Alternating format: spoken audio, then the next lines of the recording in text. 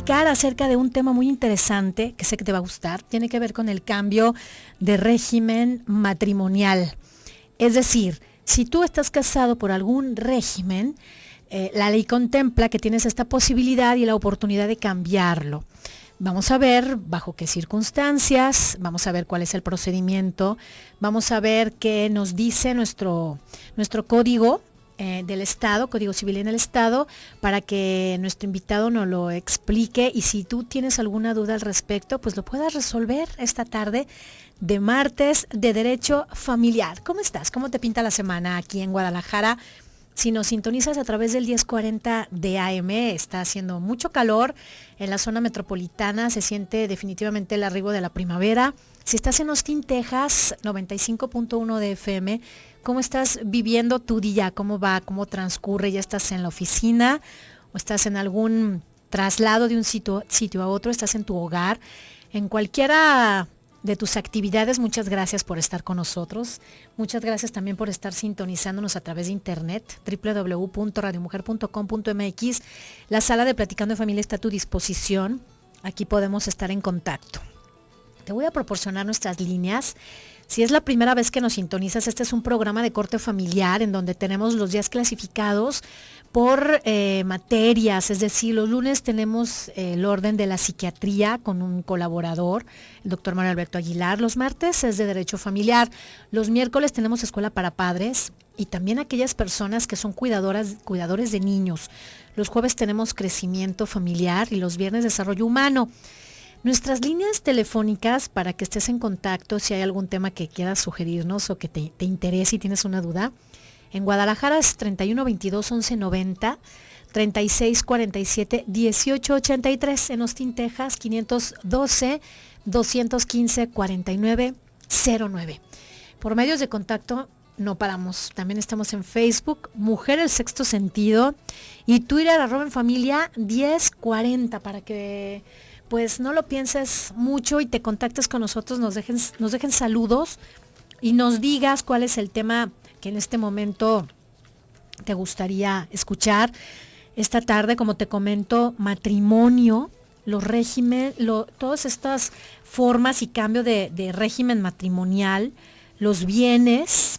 Estamos esperando a que en unos momentos más el licenciado Guillermo Garrio Saucedo esté con nosotros, que tú sabes que es especialista en la materia de derecho familiar, y nos va a explicar detalladamente todos estos aspectos de sociedad conyugal, separación de bienes, régimen mixto, que es interesante que lo conozcamos y bajo qué circunstancias o motivos podemos cambiar este régimen que nos beneficie al matrimonio y sea pues bajo el acuerdo de ambas partes, ¿no?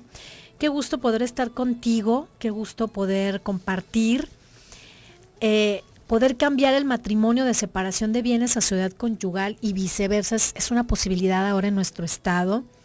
Si tú, por ejemplo, te casaste bajo un régimen, te arrepentiste de haber puesto a compartir tus bienes bajo el esquema de sociedad conyugal, no te preocupes porque tenemos ya esta opción de cambiarlo. Pero bueno, para eso, ¿quién mejor que nuestro especialista que nos va a explicar esto el día de hoy? Hay que estar sumamente atentos. Te voy a presentar a nuestro querido colaborador, que ya lo conoces, el licenciado Guillermo Garrio Saucedo.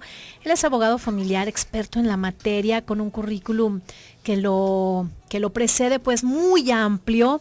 Es una autoridad en el estado de Jalisco, y no es porque lo tenga aquí presente, pero es cierto. ¿Cómo estás, abogado? Buenas tardes, bienvenido a Platicar. Muy bien, qué gusto. ¡Qué gusto! Ánimo. ¿Qué me cuentan? Pues muy, muy contentos de poder tener al abogado Garrio aquí en cabina. Estaba comentando a nuestro auditorio que esta tarde vamos a platicar de algo que pues pensamos que no era posible acerca del cambio de régimen matrimonial. Si alguien en un momento dado se arrepintió de haber puesto a nombre de la pareja o ha compartido los bienes, puede en un momento dado cambiar ese régimen. Sí, hablamos del patrimonio que tiene una persona, y jurídicamente patrimonio es un conjunto de bienes, derechos, cargas y obligaciones. En Jalisco tenemos 3 regímenes económicos patrimoniales. El primero es el presunto de sociedad legal, que se conoce ordinariamente por bienes mancomunados. Sí. Y al decir régimen presunto, esto quiere decir que si cuando te casas o antes de casarte guardaste silencio y no expresaron bajo qué régimen, tratándose del estado de Jalisco, es régimen de sociedad legal. ¿Qué quiere decir el régimen de sociedad legal? Que todo lo que se va adquiriendo durante el patrimonio, durante el matrimonio, matrimonio, es un patrimonio distinto al que ya llevabas antes de casarte. Ese no se mezcla con tu patrimonio. Te casas por sociedad legal y tu esposo compra una casa o tú compras una casa, pues esa casa es para los dos. El 50 y el 50. Oiga, pero se adquieren deudas también durante el matrimonio. También hay que traerlas a colación las deudas. Esa casa se debe una hipoteca también, porque a la hora de que se divorcian o disuelven la sociedad legal, suele decir generalmente la esposa: oye, las deudas son tuyas, marido, nomás los bienes y derechos son para la sociedad legal. No, es todo, es ese conjunto de bienes, derechos, cargas y obligaciones estimables en dinero. Ahora bien, me casé por sociedad legal, pero recibí una herencia.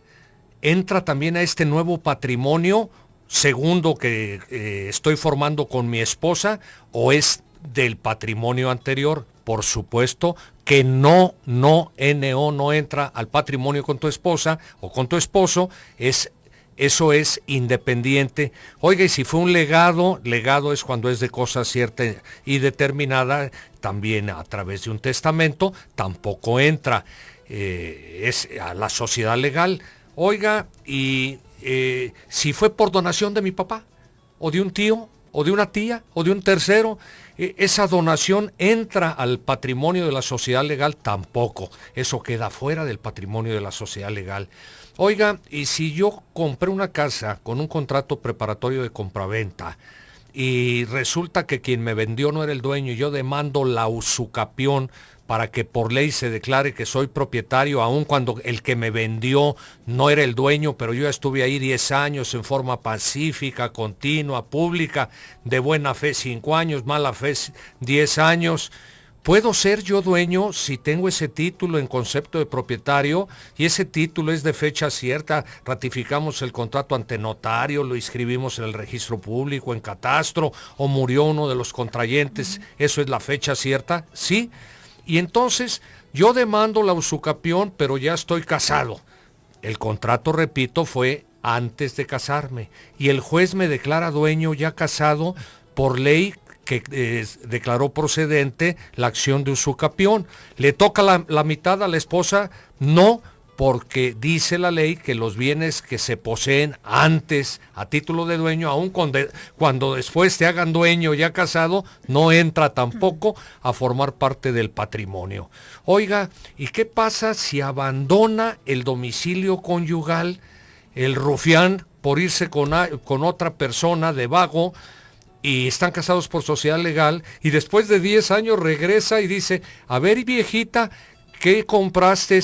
Compraste 2 casas, te ayudaron mis hijos, vengo a liquidar la sociedad legal para que me des la mitad. Pues sabes, viejo, que no, porque el artículo 331, 332 del Código Civil establecen que el que abandona el domicilio conyugal sin causa justificada hace cesar para él los efectos de la sociedad legal, de tal suerte que si él llega después y quiere la mitad de lo que adquirió la esposa, cuando él se fue del domicilio conyugal sin causa justificada, no le toca nada, no, pues absolutamente nada. No. Pero si el rufián adquirió un bien fuera, ese bien sí le toca a la señora su 50% en el régimen de sociedad legal. Saberlo es interesante, es muy importante que nos lo hagas notar así, abogado. Vamos a nuestra primera pausa. Quédate en Platicando de Familia. Si tienes una duda, comunícate con nosotros. Este es el momento.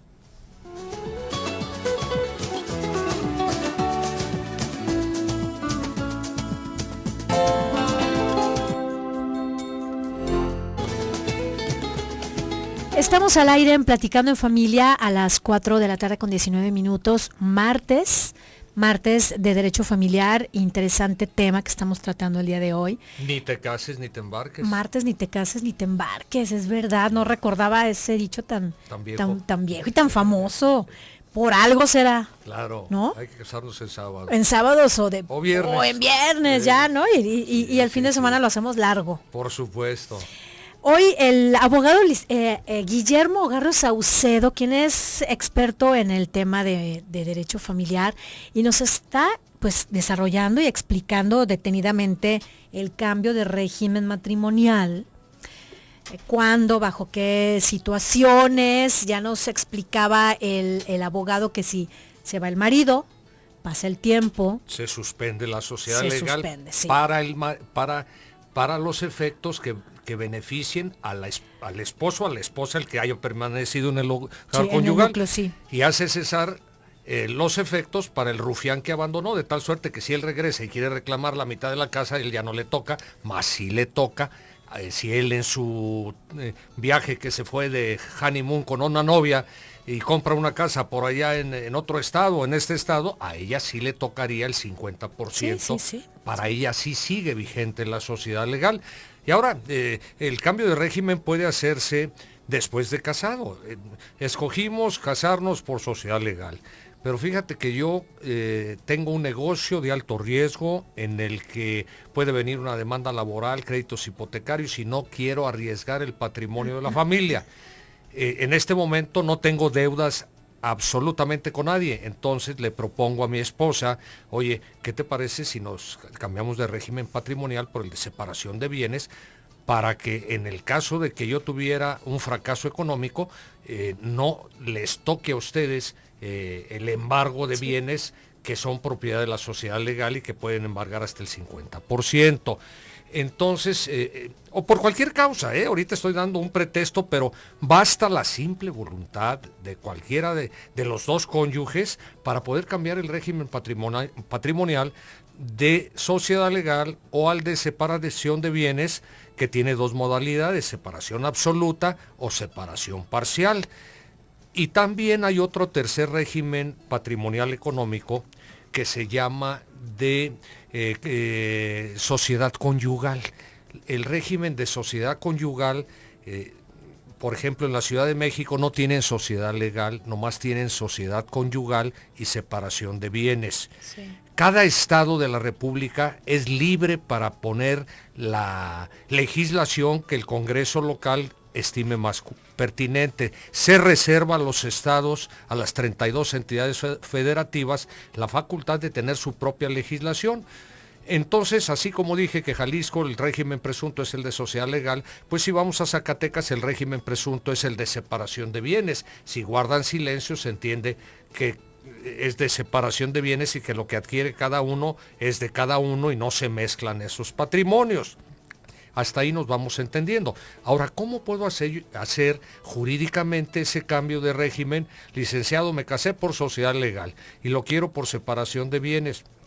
Vas ante notario público y en escritura pública puedes hacer el cambio de régimen patrimonial, o bien puedes hacerlo en vía de jurisdicción voluntaria, es decir, ante el propio juez, y entonces ahí hacen el cambio de régimen y ya se ordena, si es que hay inmuebles, que se hagan las anotaciones correspondientes. Jamás podrá hacerse el cambio de régimen patrimonial para en fraude o perjuicio de terceros. Yo debo dinero, ya lo debo, y para que no embarguen el 100% del capital de la sociedad legal, pongo todo a nombre de mi esposa. Espérate, cambiaste de régimen en fraude de terceros, ese cambio de régimen puede ser anulado. Anulado. Sí. Tanto para la sociedad conyugal como para la separación de bienes se requiere formular capitulaciones matrimoniales. ¿Qué son las capitulaciones matrimoniales? Es unos acuerdos que dice, se hace un inventario de los bienes, cuánto tienes antes de casarse, el acuerdo que diga que todos los bienes que vas a ir adquiriendo durante el matrimonio van a ser exclusivamente para el esposo, los que él adquiera, y para la esposa los que ella adquiera, etcétera. Es un acuerdo. Oiga, ¿y ese acuerdo se puede hacer antes de casarse? Sí, la ley establece que antes del matrimonio se puede celebrar el régimen económico patrimonial y bueno, al momento de la celebración ahí se ratifica ante el oficial del registro civil y ante esa ratificación ya queda válido el régimen económico patrimonial. Qué interesante. Y tenemos una llamada a propósito que me gustaría mucho darle lectura para aclarar todavía más dudas al respecto. La señora Ortega nos comenta, y muchas gracias por compartir con nosotros la inquietud. Mi esposo abandonó el hogar hace 10 años. Yo nunca demandé. Estoy casada por separación de bienes. Un abogado me dijo que no había problema. Pero mi duda es, ¿a mí me toca algo si nos divorciamos? ¿Él se casará de nuevo? Ojo, por supuesto que se puede casar de nuevo si están divorciados. Si es un juicio de divorcio por mutuo consentimiento, tienen que permanecer 1 año después de que cause estado la sentencia de divorcio para poder casarse. Si es un juicio de divorcio necesario o divorcio de pleito en el que usted demanda al esposo invocando como causal la separación del domicilio conyugal por más de 6 meses sin causa justificada, entonces él es cónyuge culpable y no puede contraer nuevas nupcias hasta pasado 2 años de que cause estado la sentencia que declara disuelto ese vínculo matrimonial. Y usted, la ley habla de que la mujer se debe esperar 300 días para casarse, para que no haya una confusión en cuanto a la legitimación de un hijo con otro hijo, pero bueno, todo esto ya está superado y con las nuevas reformas usted ya podrá casarse de inmediato. Pero ¿qué pasa si se casó por el régimen de separación de bienes y usted compró una casa? Bueno, si usted obtiene el divorcio necesario, esa casa va a ser para usted. Pero vamos a suponer que es a la inversa. La casa estaba a nombre de su esposo, se casó por separación de bienes y el mismo ejemplo que acaba usted de dar, se fue, tiene tantos años fuera, usted puede demandar el divorcio necesario y que le den una compensación hasta del 40% del valor del inmueble por haberse casado bajo el régimen de separación de bienes y siempre y cuando usted se haya dedicado preponderantemente al cuidado del hogar y de los hijos si es que los hubo. Pues muy interesante aclaración, porque finalmente eso la va a llevar a tener mucho más, que sus expectativas se vean mucho más claras, ¿no? No, y además, de la decisión que ya... Darle vuelta a la hoja. Pues sí, es inminente. Darle la vuelta a la hoja, porque no es posible estar viviendo bajo la nominación de casado cuando que es un matrimonio que quedó disuelto de hecho desde hace varios años. Sí, ya 10. Y por higiene mental a veces sí. es conveniente pues ya resolver para que todo sea finiquitar este proceso, ¿no? Oiga, licenciado, pero ¿qué tal si él no tienen propiedades, pero él tiene un empleo importante y recibe un sueldo importante?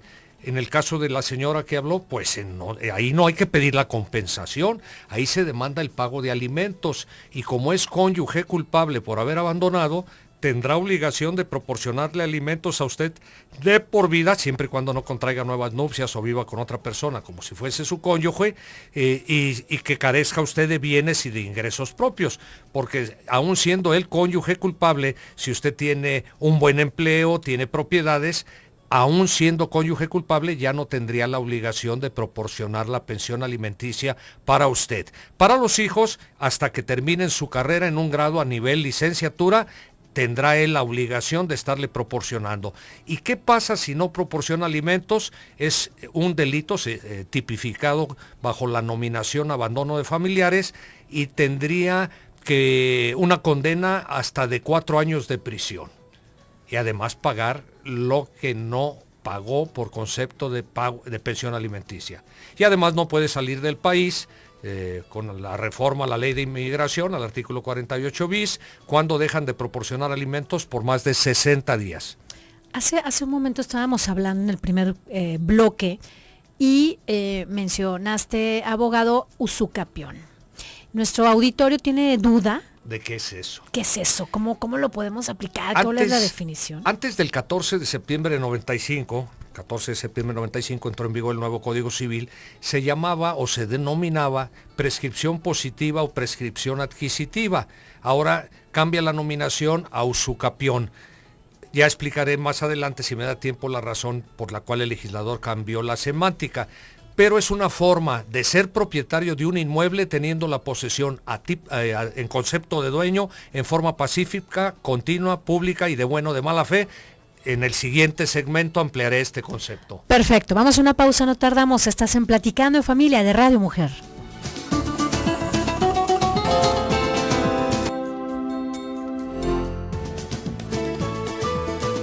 Estamos al aire en Platicando en Familia. Regresamos a nuestro tercer bloque de este martes de Derecho Familiar con el abogado Guillermo Ogarrio Saucedo, quien nos está hablando de diferentes aspectos de este cambio de régimen matrimonial muy, muy interesante.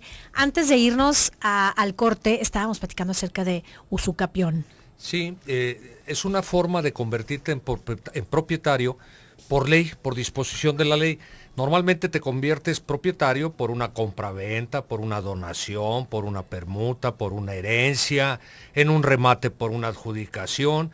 Esta es otra forma de adquirir la propiedad que establece la ley y dice aquel que posee un bien en forma pacífica, primero en concepto de dueño o a título de propietario, en forma pacífica, es decir, no entras echando balazos, en forma pública, a la vista de todos, continua, es decir, no hubo interrupciones, y también habla de buena y mala fe, eso en cuanto a la temporalidad. Buena fe, tratándose de bienes inmuebles, son 5 años, es decir, de una casa, de un terreno, y mala fe 10 años.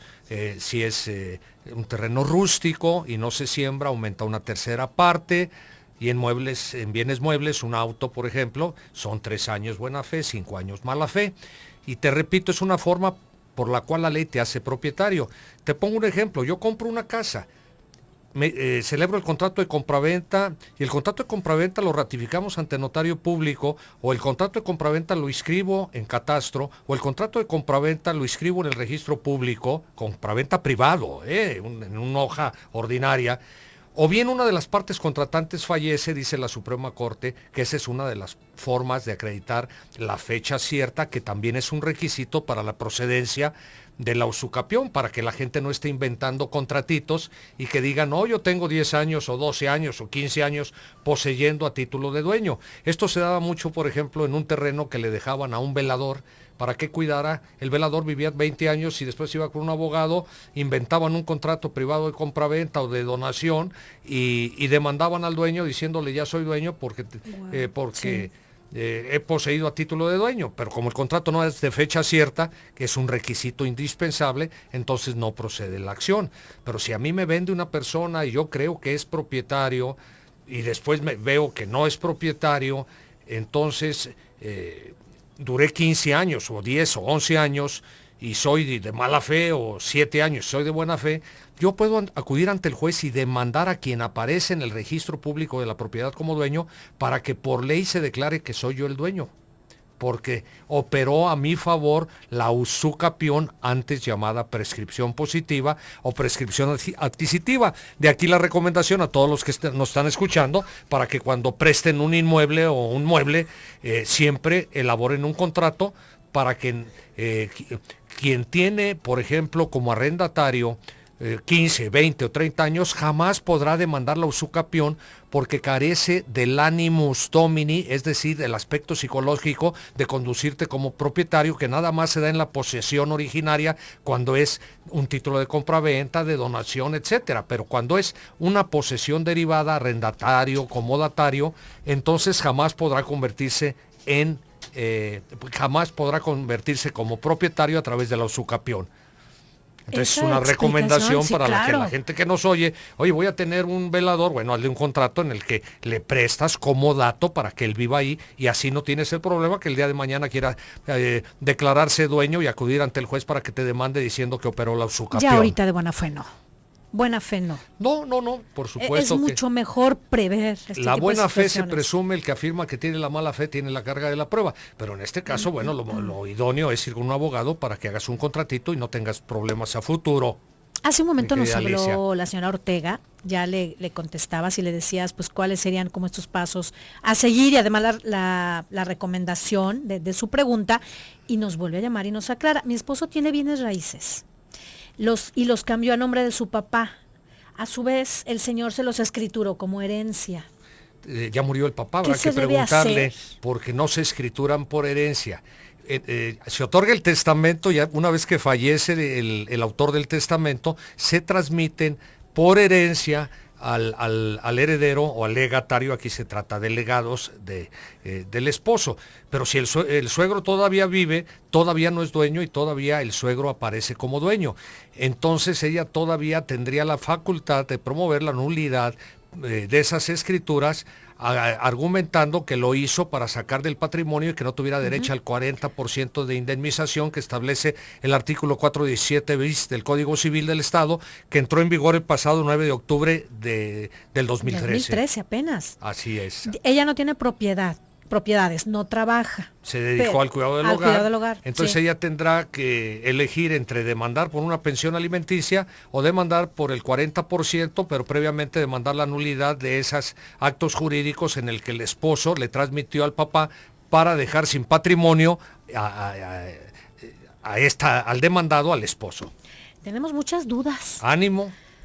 Para cambio de régimen, ¿se necesita que los dos estén de acuerdo o con uno que esté de acuerdo es suficiente? Hay dos supuestos. Cuando están de acuerdo es muy fácil, pero vamos a suponer que no está de acuerdo el otro, pero está dilapidando, está menoscabando el patrimonio, entonces puede acudir el diverso cónyuge ante el juez de lo familiar, demostrando que pues es muy malo, pésimo para administrar y que quiere cambio de régimen patrimonial. Es otra de las causas por las cuales se puede cambiar de régimen. Obviamente que también en el divorcio se declara, si es sociedad legal, disuelta y se liquida la sociedad legal. Por tanto, en divorcio o en nulidad de matrimonio también termina el régimen de sociedad legal o de sociedad conyugal en ambos supuestos.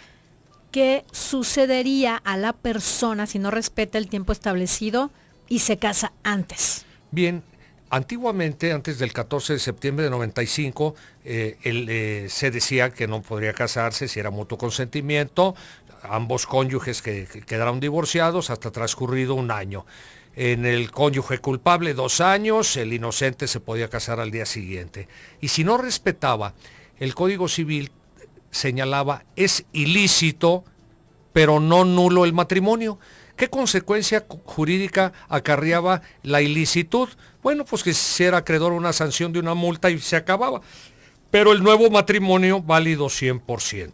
A partir del 14 de septiembre de 95, Jalisco cambia toda la legislación, tanto de la nulidad de matrimonio. En primer lugar ya dice, no vamos a decir nulidad de matrimonio porque la teoría de las nulidades para todos los actos contractuales en general no aplica para el acto jurídico del matrimonio, a él se le da un tratamiento especial.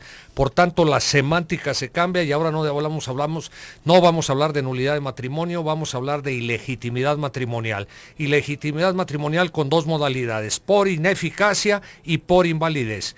Por ineficacia, por ejemplo, estás casado,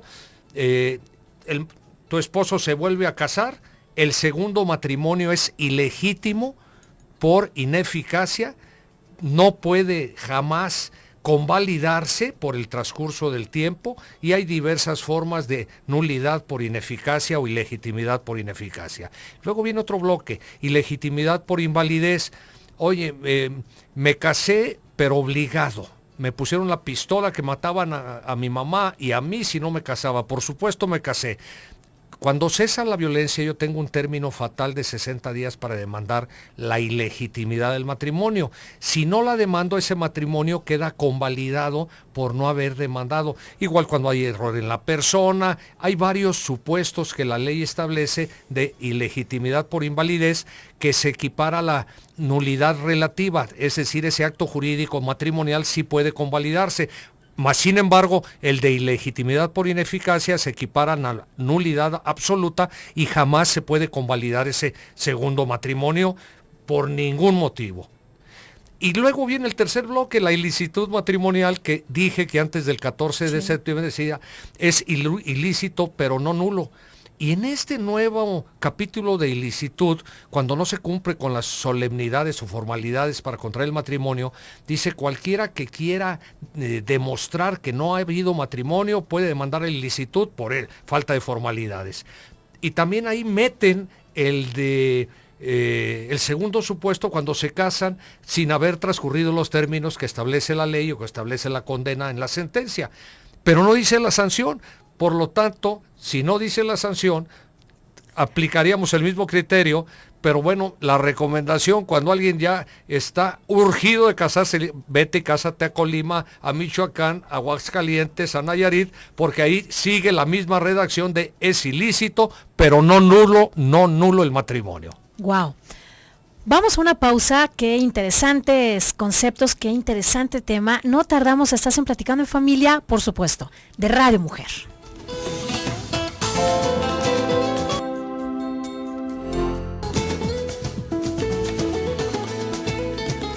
Estamos en Platicando en Familia, martes de Derecho Familiar, con todas las dudas e inquietudes. Qué gusto saber que estás con nosotros y que te interesa el tema, sobre todo con el abogado Guillermo Ogarrio Saucedo, quien con toda disposición está aclarándote tus inquietudes.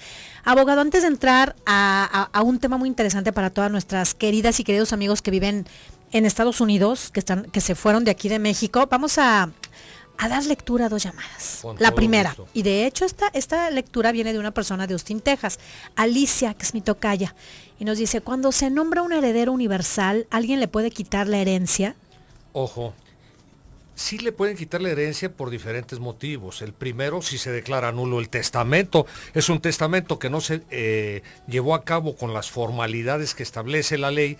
Vamos, aquí en Jalisco es de los estados que tienen más formalidades. Se debe de señalar, conforme al artículo 2675 del Código Civil, si es casado, bajo qué régimen, cuántos hijos, los nombres de los progenitores, el documento con el cual se identifica. Cualquiera de la omisión Sí.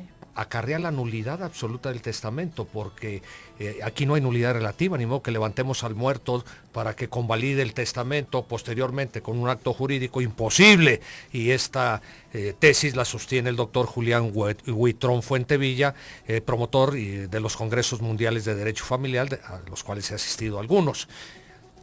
Por lo que ve a los acreedores alimentarios, vamos a suponer que es un testamento que se hizo perfectamente bien hecho.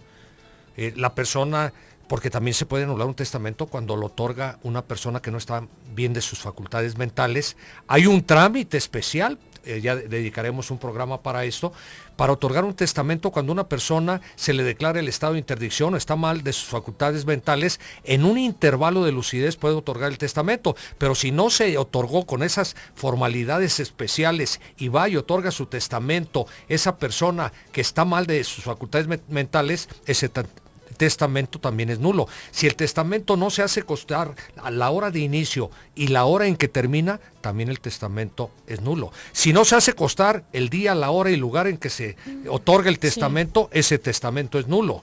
Y entonces se priva de la herencia al heredero universal al declararse nulo el testamento. Pero ahora voy a otro aspecto, cuando hay acreedores alimentarios. Otorgo mi testamento, pero tengo 2 hijos que son incapaces, o mi esposa, o mi concubina, que tienen derecho a una pensión alimenticia, y a mí me importó poco y al otorgar el testamento no señalé la pensión alimenticia. La ley dice que ese testamento es inoficioso. Yo puedo demandar la inoficiosidad del testamento. ¿Qué consecuencia jurídica tiene que se declare la inoficiosidad del testamento? Únicamente es para efectos de que se garantice el pago de la pensión alimenticia a los acreedores alimentarios que tuvieran derecho, subsistiendo el testamento en todas sus partes. Por lo tanto, es muy distinto los efectos de la nulidad del testamento, que ya deja de tener validez, a la inoficiosidad del testamento, que lo único que pasa es que se aseguran los alimentos. Oiga, pero nomás había $1,000,000 y yo era el heredero universal, ¿me lo van a quitar? Sí, para pagar los alimentos a los acreedores alimentarios también se puede llegar a privar. Los acreedores alimentarios son los sujetos privilegiados en el derecho familiar. Antes que a nadie les van a pagar. Pues muchas gracias, Alicia de Austin, que hizo esta pregunta tan aclaratoria. ¿Tu querida tocaya? Sí, mi tocaya. Y otra llamada, pero esta es anónima. Compré una casa a una viuda y estaba intestada. Estaban arreglando los papeles. Ella murió y ahora los hijos no quieren arreglar el intestado. Yo ya la pagué y quiero arreglar las escrituras. Se puede perfectamente. Ella está legitimada también para denunciar la sucesión a bienes de la persona que le vendió.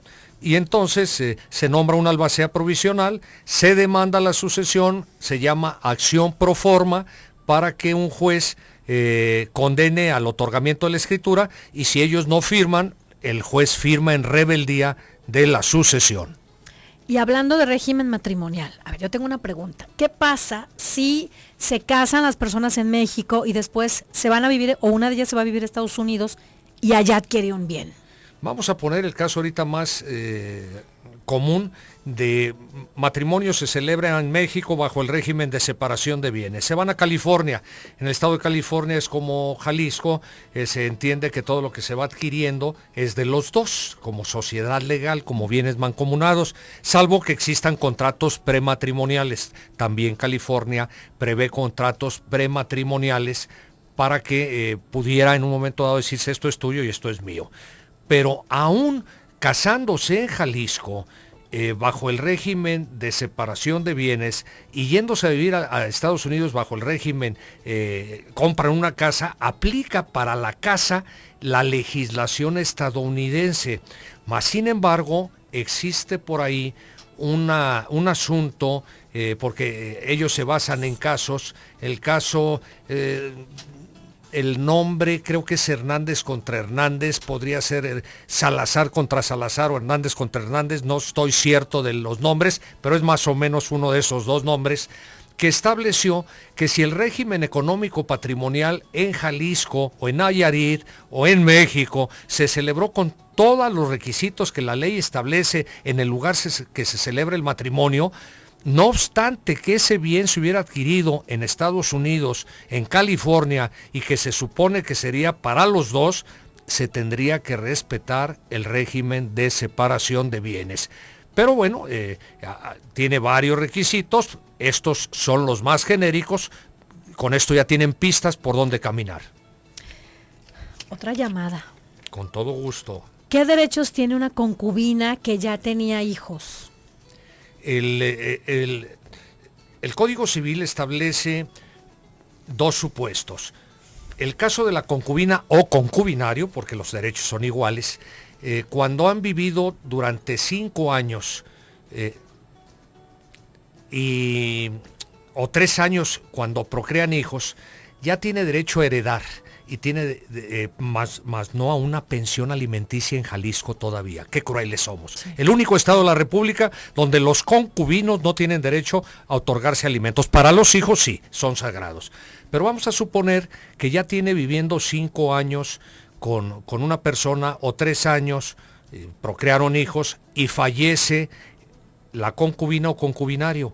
¿Aplica las mismas reglas del cónyuge como en sociedad conyugal, como en sociedad legal, para distribuir esos bienes? Por lo tanto, ahora, a partir del 14 de septiembre de 95, se incorpora un artículo, el 2941, que es de la sucesión de los concubinos. Repito, para poder heredar la concubina o concubinario, se requiere que sean ambos libres de matrimonio, que no exista más de una concubina o concubinario, y que hayan vivido los años inmediatos juntos a la muerte del autor. 5 años sin haber procreado hijos, 3 años sí procrearon.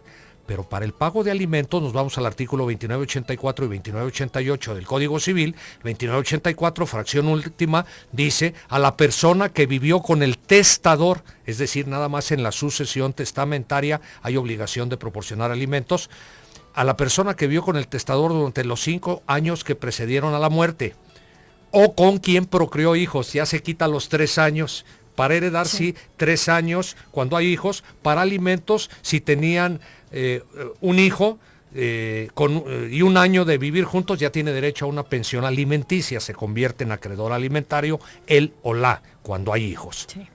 Ambos libres de matrimonio y que no exista más de una concubina o concubinario.